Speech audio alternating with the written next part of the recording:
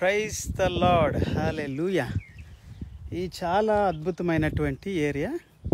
ఈ ప్రాంతం అంతా కూడా నాకు చాలా నచ్చింది. నేను ఇక్కడ బాబు లైసెన్స్ కోసం ఆర్టీఏ ఆఫీస్కి వచ్చాను. ఇక్కడ మేఘన డెంటల్ కాలేజీ కూడా ఉంటుంది. ఊరికి అట్లాగా వాడు మా బాబు ఆఫీసులోకి వెళ్ళాడు. ఆ లోపు ఈ ప్రాంతాలు ఇట్లా వెళ్ళొద్దాంలే అని వచ్చాను ప్రశాంతంగా కాసేపు. ఎందుకంటే మన ప్రకృతిని చూస్తా దేవునితో మనం మాట్లాడుతూ నాకు ఇక్కడికి వచ్చిన తర్వాత ఏమనిపించిందంటే, నిజంగా ప్రకృతి చాలా గొప్పది. ప్రకృతిని నమ్ముకున్నవాడు ఎప్పుడూ చెడిపాడు. భూమిని నమ్ముకున్నవాడు, కష్టాన్ని నమ్ముకున్నవాడు చెడిపాడు. మనిషిని నమ్మినోడే చెడిపోతాడు. చూడండి ఎంత అద్భుతంగా ఉందో ప్రకృతి. నిజంగా ఇక్కడ మనుషులు ఇక్కడికి వచ్చి చక్కగా మరి పనులు చేసుకుంటారు. ఒంటరిగా ప్రశాంతంగా వారి భూమితో వారు కష్టపడి భూమితో సంబంధం పెట్టుకుంటే, భూమితో సహవాసం చేస్తే భూమి పంటనిస్తుంది. అలాగనే ప్రకృతి వాతావరణం చూడండి ఎంత చక్కగా ఉంది ఇక్కడ. I like so much this area. This area belongs to Mallaram and dental medical college and hospital also is there, and RT office for vacancy registrations. I have come over here for my son's license, driving license. He applied and he is now under some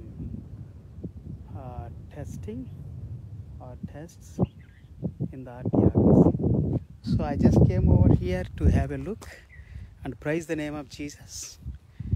And this is a wonderful area, really. I like it.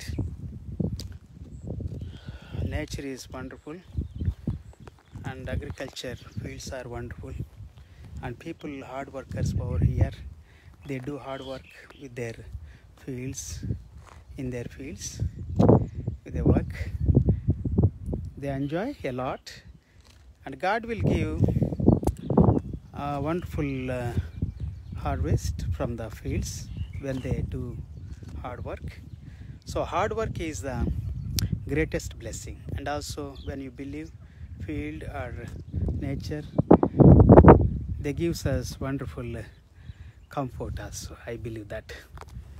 So God is wonderful, and He is a comforter, He is peacemaker, and also He gives us peace and comfort always. I love my Jesus. Today it is wonderful for me to have a look this wonderful area, hill area, mountain area, and also agriculture area. I like it so much. చాలా happy అనిపిస్తుంది. ఈ ప్రాంతాల్లో అప్పట్లో ఏదన్నా తక్కువ రేట్లు కొనిపడేసినట్టయితే చక్కగా ఏదన్నా ఒక ట్రైనింగ్ సెంటర్స్ లాగా, బైబిల్ కళాశాలలు, లేకపోతే వృద్ధాశ్రమాలు లాంటివి అన్నా జరిగి అనిపిస్తుంది అట్లా. కానీ ఏం చేస్తాం, అప్పుడు పరిస్థితులు వేరు. ఎప్పటికప్పుడే ఎంత చెట్టుకి అంత గాలి అన్నట్టు, ఎప్పుడు పరిస్థితులు అప్పుడే. సో ఇప్పుడేమో కొనలేము. కొంచెం ఏదన్నా కొనటానికి రీసోర్సెస్ ఉన్నప్పటికీ ప్రయత్నాలు చేసి కొనాలన్నా ఇప్పుడు కొనలేము. ఎందుకంటే చాలా హైయెస్ట్గా అయిపోయినాయి, కోట్ల విలువ ఇప్పుడు ఈ స్థలాలన్నీ కూడా. Anyhow, God bless you everyone. Thank you so much for your prayers and love and care for me always.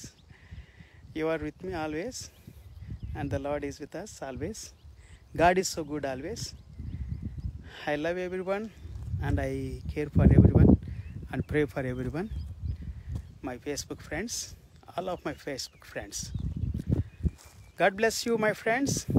May God bless you and your family, handwork, business, studies, jobs, agriculture works, anything, whatever it may be, you do, and you go forth for them. May God bless richly, abundantly with the heavenly, incredible blessings. God bless you all. Praise the Lord. Praise the Lord. Hallelujah. See you sometime in God's will. I like it really. I'm so happy. అప్పుడప్పుడు ఇట్లా వస్తూ ఉంటాను అనమాట, ఏదైనా పని మీద వచ్చినప్పుడు ఫీల్డ్స్లోకి వస్తూ ఉంటాను. మా బాబు ఇంకొంచెం పని ఉంది వానికి, ఇంకా ఆయన పని అవ్వలేదు ఆర్టీ ఆఫీస్లో, వెళ్తాను జస్ట్. ప్రకృతి నాకు మంచిగా అనిపించింది ఇక్కడ ఏరియా చూస్తానికి, ఏం చూసేద్దామని నీటి వచ్చి ఇట్లా just. I like it really. చాలా బాగుంది ఇక్కడ ఏరియా నిజంగా, మీరు కూడా లైక్ చేస్తారు. సో దేవుడిని నమ్మండి, మనిషిని నమ్మొద్దు. సేవకుడని, విశ్వాసని, యేసుప్రభు నమ్ముకున్నానని చెప్పి కూడా వస్తారు. చాలామంది మోసాలు చేస్తున్నారు. ఎవరు నమ్మొద్దు ఈ రోజుల్లో. పాస్టర్ అని చెప్పినా కానీ తెలియని వాళ్ళని అసలు నమ్మొద్దు, తెలిసిన వాళ్ళని కూడా నమ్మొద్దు. దేవుడిని నమ్మండి, మీ కష్టార్జితాన్ని వ్యర్థం చేసుకోవద్దు. ఈ ఏరియాలకు వచ్చినప్పుడు కొంచెం అది స్పందన నాకు వచ్చింది. నేను కొంతమంది పాస్టర్లని, దేవుని బిడ్డలని నమ్మాను. చాలా నష్టపోయాను లైఫ్లో, చాలా స్ట్రగుల్స్ ఎదుర్కొంటున్నా.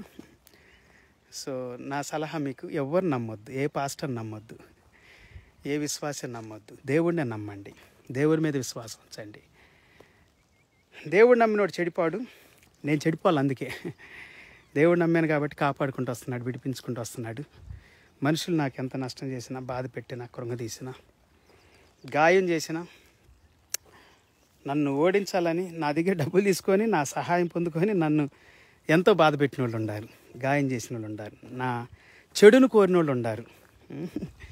నా ద్వారా మేలు పొందుకొని తిని పందికొక్కుల్లాగా తింటారు కొంతమంది మీ కష్టాన్ని, మీ డబ్బుని, మీ యొక్క జీవితాన్ని పాడు చేస్తారు. తిని కూడా మీ ద్వారా మేలు పొందుకొని కూడా మిమ్మల్ని బాధ పెడతారు, గాయం చేస్తారు, ఇబ్బందులకు గురి చేస్తారు, వేదనకు గురి చేస్తారు, నష్టానికి గురి చేస్తారు, బలహీనపరుస్తారు, కృంగదేస్తారు. ఎస్, నాకు తెలుసు. అది విరక్తి పుట్టించేటట్లు చేస్తారు. విరక్తి, ఈ భూమి మీద ఉండొద్దు అని అనుకుంటావు, అంతగానో గాయం చేస్తారు మనుషులు. మనిషిని నమ్మొద్దు అసలు. సేవకుడు అనే వాడిని ఎవరిని నమ్మొద్దు, కొత్తవాడిని. మీ సేవకుని తప్ప, మీ పాస్టర్ గారిని తప్ప. నేను యథార్థంగా చెబుతున్నా, నన్ను కూడా నమ్మని చెబుతున్నా నేను. ఎవరిని నమ్మొద్దు, ఏ పాస్టర్ని నమ్మొద్దు అసలు. అటు పెద్దోడైనా చిన్నోడైనా ఇప్పుడు కోట్లు పడిగిలు ఎత్తారు పాస్టర్లు. ఒక్కడు మన పరిస్థితులను చూడ్డు, మన కష్టాన్ని చూడ్డు, మన దగ్గర దోసుకోవాలని చూస్తాడు. ఇంకా ఆడే బాగుపడాలి, ఆడే తినాలి, ఆడే బాగుండాలి, వాడు ఇంకా లగ్జరీగా ఉండాలి, ఇంకా కోట్లు పడిగిలెత్తాలని చూస్తున్నాడే తప్ప ఏ పాస్టర్ కూడా కష్టంలో, బాధల్లో, నిందల్లో, అవమానాల్లో ఉన్నటువంటి వారిని పట్టించుకుందామనే వాళ్ళు లేరు. నీ యొక్క పాస్టర్ తప్ప, నీ సేవకుడు తప్ప. మీరు ఒకవేళ మీ సంఘాన్ని ఇడిచిపెట్టి ఇంకో సంఘానికి 1,00,000 వస్తున్నారు, 2,00,000 వస్తున్నారు వెళ్ళారనుకోండి, నాశనం అయిపోతారు. చెబుతున్నా, నాశనం చేసే వరకు ఇడిచిపెట్టాడు ఆడు నిన్ను. ఆడు బాగుపడిపోతాడు. మోసం చేసినోడు, తప్పు చేసినోడు ఎప్పుడు బాగుపడలేండి. ఎప్పటికైనా వాడికి ఉంటుంది, వాడి తరతరాల్లో కూడా ఉంటుంది శాపం. అది బాధ పెట్టినోడు ఎప్పుడు కూడా బాగుపడ్డు. కానీ మనం బాధపడతాం కదా, కొన్ని సంవత్సరాలు, కొన్ని నెలలు ఇబ్బందికి గురవుతాం కదా. ఎందుకు ఆ బాధలు? నమ్మకపోతే పోయిద్దిగా. నమ్మి ఆడి చేతులు పైసలు పెట్టేందుకు, అప్పులు పాలవటం ఎందుకు, బాధను అనుభవించటం ఎందుకు, హృదయం గాయపరచుకోవటం ఎందుకు, మనుషుల దృష్టిలో అపనమ్మకస్తుడిగా, మోసగాడిగా నువ్వు మిగిలిపోవటం ఎందుకు, నిన్న అబద్ధికుడిగా చూడటం ఎందుకు? నిన్న అబద్ధికుడిగా ఆడిని చూడరు, ఆడెక్కడో ఉంటాడు. నిన్ను అబద్ధికుడిగా చూస్తారు, నిన్ను మోసగాడిగా చూస్తారు ఈ ప్రజలైతే. ఎందుకంటే చుట్టూ సమాజంలో ఉంటావు కదా నువ్వు. ఆడు సమాజంలో ఉన్నాడు, ఇక ఆడు లగ్జరీగా బతుకుతాడు. ఆడు ఏసీ రూముల్లో, ఏసీ కార్లో, ఏసీ హోటల్స్లో, వేరే వేరే దేశాలకు వెళ్ళిపోతాడు. విజయమాలే కాదండి, విజయమాల లాంటి వాళ్ళు ఎంతోమంది ఉన్నారు క్రైస్తవ సమాజంలో కూడా. వాళ్ళకంటే ఘోరమైన వాళ్ళు ఉన్నారు. జాగ్రత్త. నేను క్రైస్తవులతో మాట్లాడుతున్నా, దేవుని బిడ్డలతో మాట్లాడుతున్నాను. ఎందుకంటే దేవుని బిడ్డలు బాధపడకూడదని. దాంతోపాటు నేను అందరితో మాట్లాడుతున్నా. అన్యులని లేదు, ముస్లిమ్స్ అని లేదు, అది మనుషులు పెట్టుకున్నది. మనమంతా మానవ జాతి, మ్యాన్ కైండ్. మనిషి జాతి బాగుండాలి, దీవెనకరంగా ఉండాలి, ఆశీర్వాదకరంగా ఉండాలి. ఇవన్నీ సంస్థలన్నీ ఎంత బోగస్ మనుషులు పెట్టుకున్నాయి. ఆడు స్వార్థం కొరకు, వాడు బాగుపడటానికి పెట్టుకున్నాడు సంస్థలు కూడా.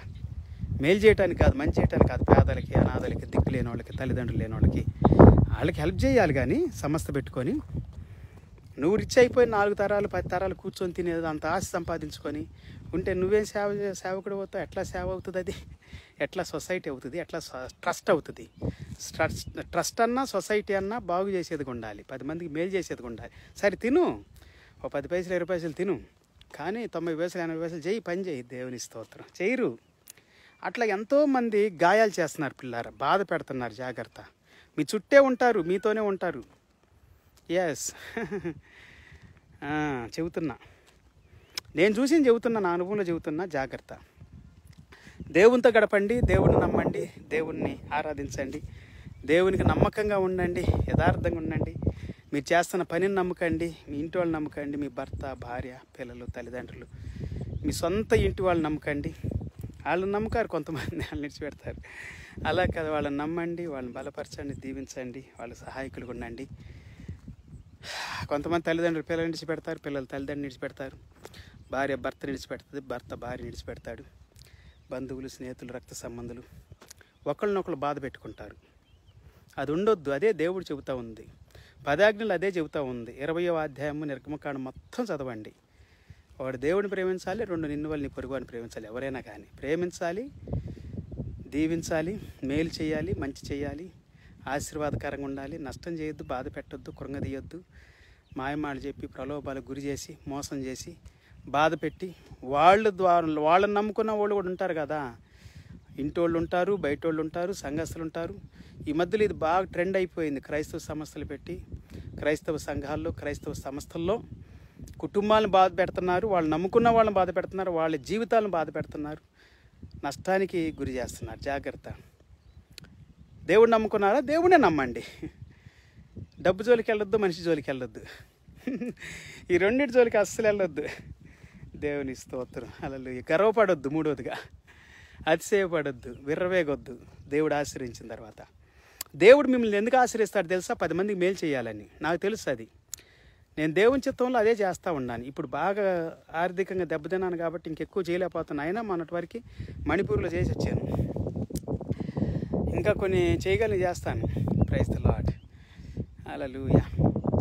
సో దేవుని కొరకు బ్రతకండి పిల్లారా, దేవుని మార్గంలో వర్ధిల్లండి, దేవుని యొక్క సన్నిధిలో వర్ధిల్లండి, దేవుడిని నమ్మండి, దేవుని సేవ చేయండి, దేవుని పని చేయండి. తప్పక దేవుడు మిమ్మల్ని, మీ కుటుంబం సమృద్ధిగా దీవిస్తాడు. May God bless you all, everyone, my beloved and dearest friends on Facebook.